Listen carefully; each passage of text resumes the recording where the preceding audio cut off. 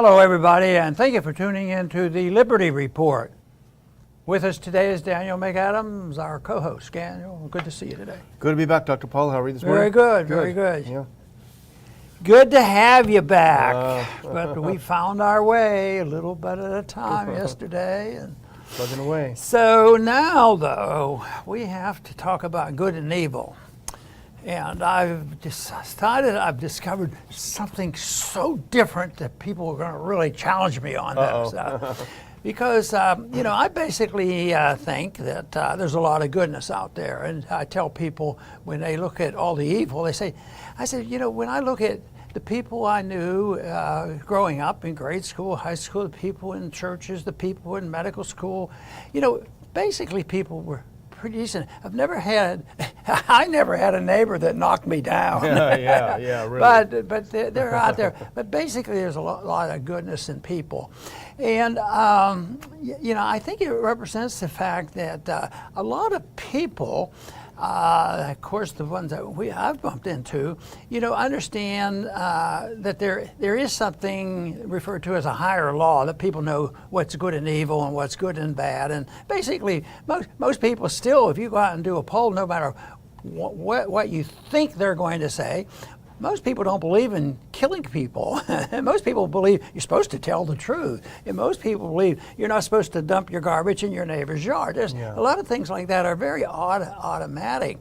And if people are so good, why is there so much evil that we read about? And I was thinking today about our program. We're going to be talking about corruption in government. No. Now, if we were going to base our assumption on all humanity on government agents, it leads to a dilemma. And I think that's part of the dilemma that we have because, for some reason, the proportion of people in government are not the same proportion in human society, because I think many good people are out of government, and for some reason there's a motivation for some of these people who think differently to get power in government. And of course, Hayek wrote a whole article about why the worst rise to the top, especially in a pure democracy system. All you have to do is control the agenda and the narrative, and you can get whatever you want. But I want to talk a little bit about something that shouldn't shock us, but it should shock you if you didn't know about it. But for the most part, it doesn't totally shock us for it, because we're finding corruption in government. But a recent report came out after some extensive research, and also using the Freedom of Information Act to get some evidence on corruption big time. And it has to do, who's in the headline? Fauci and Collins. You know those guys. They've been caught in dealing over the years, dealing with receiving royalties that taxpayers' monies were being used to develop drugs and vaccines that probably did more harm than good. Probably. So they got, they would get paid their salaries and all. That was one thing, but the royalties wasn't exactly kosher. This was overdoing it, and so that was into the category of corruption. And the NIH, which was very much involved in that, because they work the secret payments of the royalties, and they've been treating the information like national security interests. Sure. So, but eventually they got some information, and it looks like they're on their first research here. They came up with $350 million of secret payments on royalties for using taxpayers' money to satisfy big corporations for various things. And I don't think we've heard the last of this. In a way, let's hope we've heard the last of some of the people who receive some of these benefits. But this to me is a big deal, but it's more of the same, and it doesn't cancel out the goodness of the many people I've met over the years. But it does tell you that we have a system for some reason these people who are so dishonest and deceitful are the ones who milk the middle class and the poor, whether it's going into wars or going into the war against COVID. It's over and over again. But this is a documentation how monetarily the people who were promoting all this nonsense was, raking in the benefits. You know, on the one hand, it is very shocking when you talk about over a period of 10 years, $350 million being paid as quote-unquote royalty payments above and beyond their government-paid salaries. And we already know that Fauci is the single highest paid government employee, raking in almost $500,000 a year in salary. And we can actually put up that first clip, because this is from Daily Wire, and they wrote about it. It's been written about elsewhere, Epoch Times and elsewhere. But Adam Andrzejewski, who was the head of OpenTheBooks.com, his organization is the one that fought to get this documentation from NIH about these royalty payments, and they fought tooth and nail about to get this, and a lot of it was heavily redacted. But it really exposes, on the one hand, again, something very shocking, but in a way shockingly not that shocking, because these extraordinarily highly paid public servants, public health officials, got extra payments for being credited as co-inventors of treatments and pharmaceutical products that were created in the course of their government duties.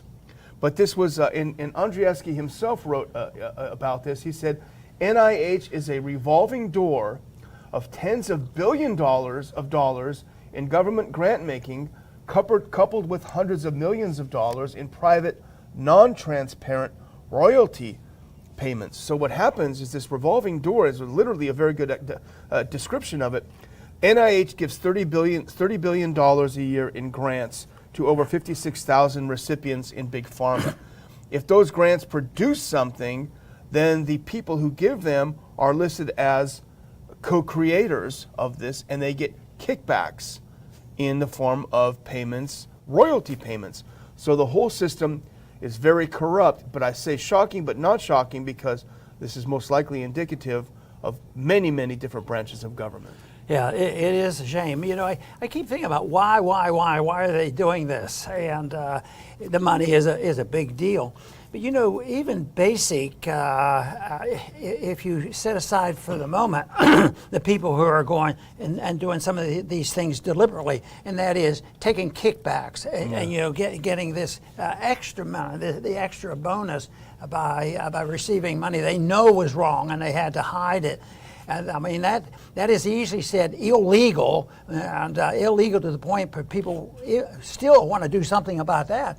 But I think about the principle of government, because, you know, the principle of government, which, you know, is made legal. The Constitution tried to prevent some of this stuff, but the Constitution didn't restrain them from stealing through inflation. Yeah. And I thought that the Bastiat's law, it was a perfect example of how to solve this problem, is that governments should never be able to do anything that you and I can't do as individuals. So if we can't print money and we can't transfer our wealth by force with an IRS agency, and we're not supposed to spy on people, you know, with a CIA type operation, yet they have not. The government can do that anyway. So the principle of government is the first step in the wrong direction, and then it becomes super corrupt, and then this. So the interesting thing, what about the military-industrial complex? It's immoral, but technically, you know, if you're following all the lobbying rules, then they're obeying the law. But in this case that we're talking about, it's even worse than that, because they're hiding what they're doing, and they think they need this huge bonus and get all the kickbacks. You know, when I was up on the Hill, Congress is also very corrupt, as we know. But I couldn't imagine, maybe things have changed since we've been there, it's getting up in years, but you know, the House ethics was pretty strict about things. I mean, I couldn't have worked on your staff and then on the side had a side hustle where I made money from the stuff I was doing for you. You know, hey, I did some research for Dr. Paul, here, let me sell it to you on the side. I mean, that would never have flown. I mean, we've been out on your ear. So, I mean, it's pretty surprising. But the other thing that I thought of when I was reading about this, Dr. Paul, is the massive conflict of interest that this produces. You're Fauci. You get royalties on the development of a particular pharmaceutical treatment for a particular thing. Maybe it's called COVID, or maybe something else, right? And maybe something comes out through the market that's been developed without this NIH grant money, and it may be as effective or maybe even more effective. But it relies on the Faucis of the world for approval. What does that mean? For example, what does that potentially tell us about the absolute out-and-out governmental war on any alternative treatments for COVID? Remember, they developed their protocol early on. No early treatment, no preventative treatment, nothing at all. Here's the protocol, do this, full stop. And many other diseases. So what does that tell us? The potential for corruption in this, the potential for a massive conflict of interest that could result in how many thousands of people dying because they get a royalty payment for this, but not for this one.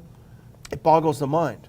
You know, all these things are done because they have institutionalized it, made it technically legal because the law was passed, even though it contradicts morality and it contradicts the Constitution. But I also see when you talk about how big a deal this is, it was a picture of NIH doling out $30 billion a year to grants to 56,000 recipients in big pharma. Yeah. I mean, this That's is our just, money. This is just huge, and but it's also done. It's our money, but it's all fake money. You know, so there is the malinvestment, the excessive debt and the spending that occurs when they try to regulate the whole monetary system, economic system, through manipulation of interest rates and the supply of money, and so. There's nobody even talking about that anymore. So, but when these monies flow in, you know, I think we're even going to mention another thing with Biden and says, well, yeah, you gave us 33, but we want 40, $1 billion. So it's just on and on. So this is most of this stuff. You know, of all the stuff they spend, these billions and billions of dollars, these 56,000 recipients in big pharma, does that mean you would never see any good research? No, you might have honest research, and they might have to get the money by investors deciding, whether it's a good investment or not. You might not have. You might even be able to invest in a pharmaceutical company that believed in natural immunity, and sort it out and be a company that's issuing something more based on truth. But that is not where we are because the system has rotted away, and actually it's connected to the rotting away of personal morality. And I think the bankruptcy is both, financial and moral. Yeah, exactly. Well, let's look at that next clip. This is just the investigation itself. And hats off. I'm glad there are watchdog groups like this that are still out there, Dr. Paul. There are a few of them. Open the books. It seems like a good organization. But look at this next one now. Here's part of the investigation. Here's what they found. These are the top 3 recipients.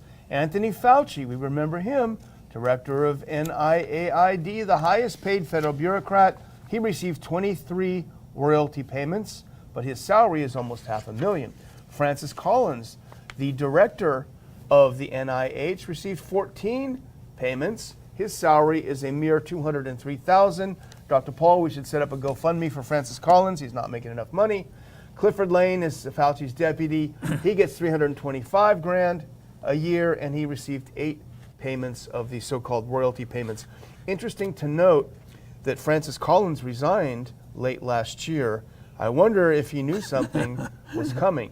But the other thing that I wonder, Dr. Paul, is I remember a certain senator from Kentucky saying that if Republicans take over the Senate, we are going to start investigating Fauci.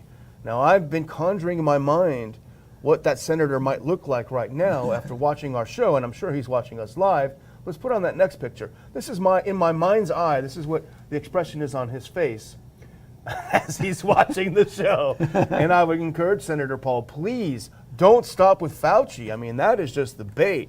You got to go ahead and hook and reel in this whole scam of the NIH. Let's get going. But Fauci will be the motivator. I mean, that'll get people's attention. But I don't think it would take very much to convince our audience that that it involves a lot more people, and they would agree that it's a system of government that is so bad and so corrupt and so immoral, in spite of the fact that there's still most people still believe we shouldn't even go to war without a declaration. You take a poll now, and you'll hear one or two at a time speak out, but then their attitudes are changed on the spending. They ignore it on the spending, but going to war, they soften their stance on that. So the power by this group of people, which is run by the deep state, the really big money, and big pharma is part of that, just like big banking and all the rest of these things. They're the ones who are in charge. And now with their collusion and partnership with social media, it is the enemy is very powerful, and yet they're at a position where everything that they do wrong, they can blame it on the people who think differently and can use the same terminology. Oh, they're a bunch of liars, and the whole works, and nobody there. Nope, I can't say nobody. There's somebody out there, and there's more watchers. And we mentioned a couple names in here. People getting information and producing an article like that. They deserve some real credit for bringing this to our attention.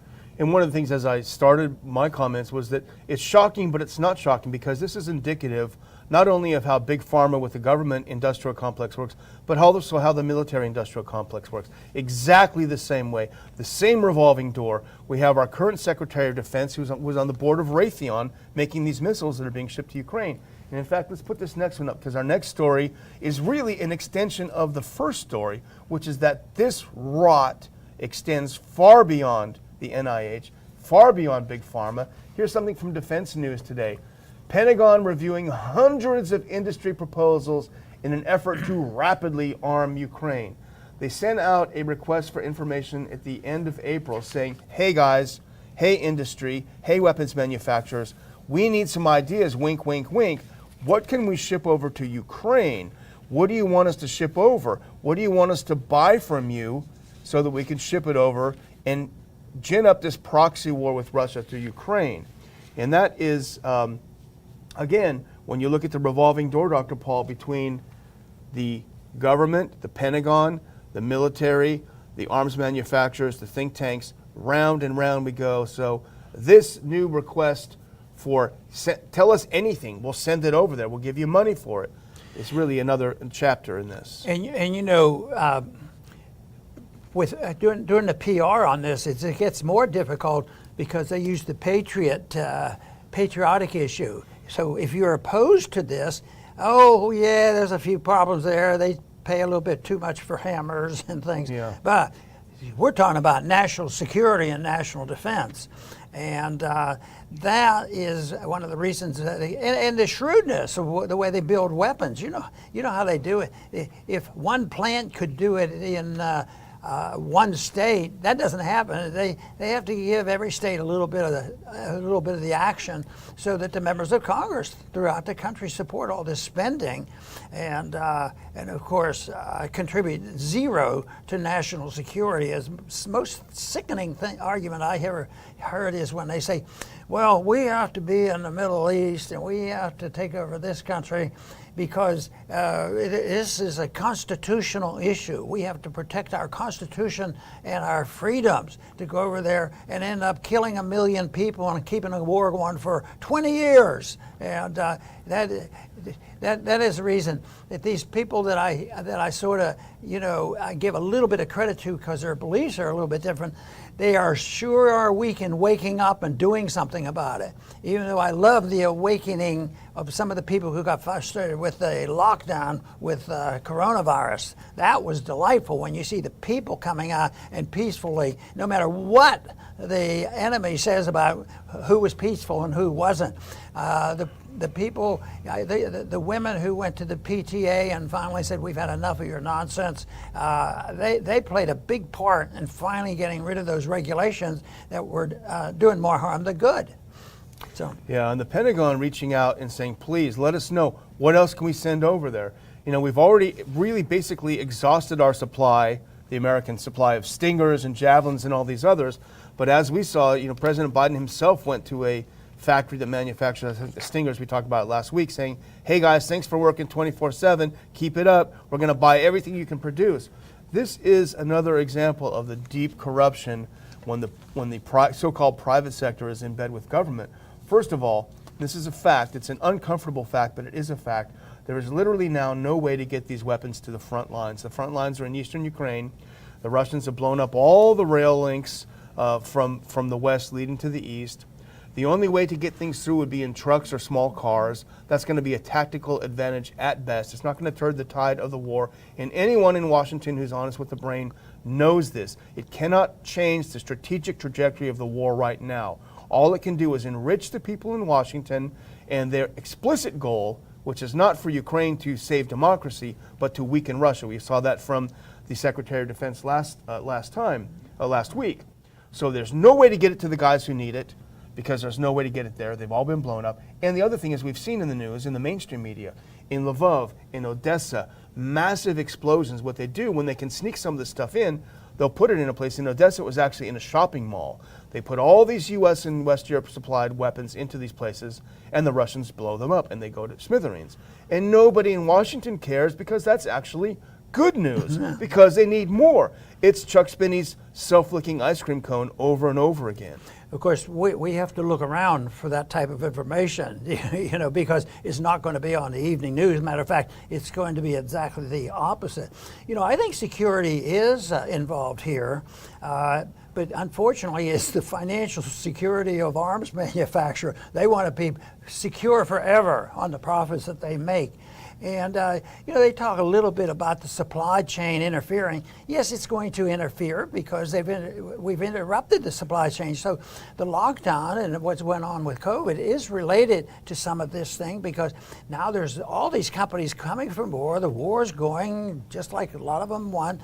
And they're going to say, well, it might take a little bit longer. Well, what's the difference? Because, you know, I'm willing to bet that in their contracts there will be some future cost increases. Oh, you know, yeah. you know, on all the military stuff, all have it. So if it's delayed, you know, it's automatic. I think F-35. How many times have the costs gone up automatically just because of the inflation cost? So, and that's just starting. So time is of no essence, and they're not going to worry whether it takes 3 weeks or 6 weeks. They wait longer and do nothing. If they slow it down, they're going to make more money. Yeah. But they never give up on the effort. How many weapon systems have they given up? Maybe one that I can remember. Not very often do they give up on a weapon system. Well, they want to get rid of the Warthog, the A-10, which is probably the only thing that actually works really well. Maybe that's why they want to get rid of it. Right. But, you know, here's another one more on corruption. It's more of an update. And really, I hope, our viewers are already, they're so well informed that they don't really need to think this, but I wish Americans would contemplate this next story as they fill up their tank. And you told me you filled up your pickup the other day and had a sticker shock, right? Imagine if you're a trucker, they're talking about $1,200 to fill up one of those tanks. Guess where that's passed along to? You and I when we go to the store. But while you're contemplating your massive gasoline bill, contemplate in addition this next clip. This is from Bloomberg. So last week Biden said, hey, I need $33 billion more from Ukraine. You and I had heartburn immediately when we saw that. Congress said, oh yeah, hold my beer. We're going to give you $40 billion. Here's some extra money. Send it over to Ukraine. America's falling apart. We can't afford to buy hamburger. We're going to have to eat bugs. But Ukraine is going to have that $40 billion, by God. More weapons. We're going to fight this war with Russia to the last Ukrainian. You know, there was a little debate about the way this would get passed, because they could have tacked it onto something and it wouldn't have been quite as big deal. But Biden comes along and says, oh no, we have to have this package separate from this one, because they can add on to both of them. And we need some of it. And that first one bill they can get back faster. And we can't afford to delay, you know, on this. Yeah, the payments. It isn't getting rid of the war. The war could end rather quickly if we were not so supportive of NATO, you know. Yeah. they keep saying now that maybe this is just a proxy war between, and they'll talk about United States and Russia. And you could make a case for that because we were very much involved and they need us. But really, I like to use the word NATO because people don't think about it too much, and they should respond. Even Trump responded by, not that it was the best message, but he says NATO's okay, but send more money, pay more of your money. It isn't. That isn't it. It's the whole fact that NATO's out there aggravating, and we're the cheerleader or we're the financier of that. And now, boy, I thought I was so excited about what was going to happen in Europe after the Cold War ended, and it to a degree it did. And then when I thought, the Russians are building this pipeline.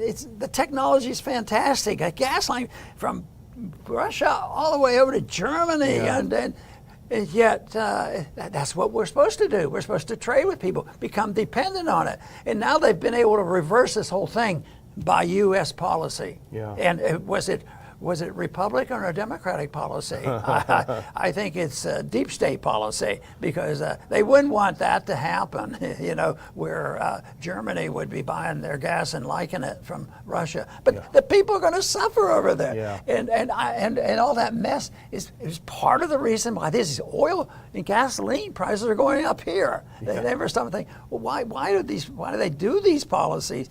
Well, what they do is they complain enough and then they go to their congressman, and Biden, even today, they respond. I'm going to talk about inflation. And what I fear is that he's going to come up with some regulations right now, like rationing or something like that, to keep the prices down, which will just compound it, Carter did that too, and he made the shortages back in the 70s much, much worse in the midst of an inflationary cycle and a depressed economy.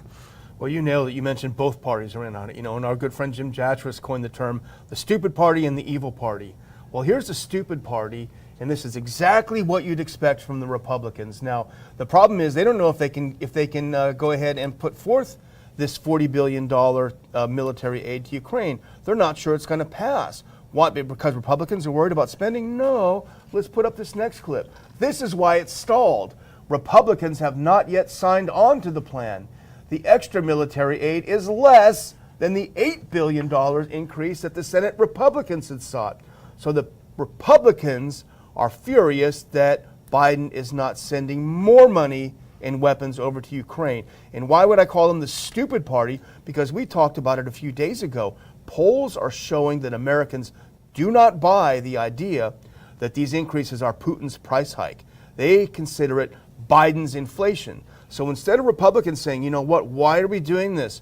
Why are we killing the American economy and starving Americans for an overseas war that has nothing to do with our interests? Instead of doing that, they're saying, why are you being so cheap, Biden? Give them more money. Why are you such a wimp? Let's have a war with Russia. Yeah, I've seen a few of them. The candidates are running, and they run on this position. They want more money, and they do it with a straight face. And they're the conservatives. Yeah. They're the conservatives trying to stir up more spending for more wars, and it's pretty disgusting. Yeah. But when the money runs out of value, they're going to have to back off, and they better start thinking about what kind of a monetary system they're going to have, because the empire is destined to end. The date of which we do not know, but it will end, and then there will have to be something new and different. All empires, we have a big one, a lot of countries involved, and the amazing thing is the trust.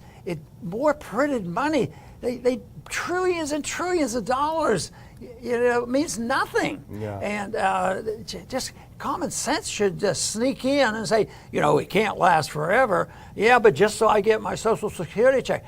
Don't sweat it. You're going to get your Social Security check. It's just not going to buy anything. That's your problem. Exactly. I'm going to close out if you think we've exhausted our resources here. And I want to thank our viewers, of course, as always, and thanks for subscribing and liking and passing this around to try to grow the show. It's hopefully it's in all of our interests. But I do want to make an announcement, 2 announcements actually. It looks like our conference in June is now sold out. I think there might be 1 ticket left. I think someone refunded a ticket. But literally it's sold out. We're trying to see if we can jigger things and maybe add a couple tickets, but essentially it's sold out. Unfortunately, if you trusted me, then you're good and you bought your ticket. But I've got a big announcement, which is, Dr. Paul, I got a phone call yesterday, the kind of phone call I like. I got a phone call, and the other was Lou Rockwell. He said, Daniel, count me in, I'll be there. So Lou Rockwell's going to join us in Houston in June, speaking at our conference, The Biden Doctrine, Nuclear Armageddon or New World Order. And I am really happy. I love listening to Lou. I love his very thoughtful speeches, and everyone's going to love visiting with him. So if you got your ticket, you're good. If you're not, cross your fingers. We're trying to get a few more out there. And we look forward to seeing all of you. Dr. Paul? Is that the Lou Rockwell that created the Mises Institute and He has was. contributed so much to the free market education? Yes. That's the Lou Rockwell. very one, And the he's hero coming, of peace. He's coming to our little old town of Houston area. Yeah, exactly. So, well, I'm very thrilled. good. Yeah. Okay, and I want to close by bringing up a point very similar, but a different part of the world, because it's the same old stuff.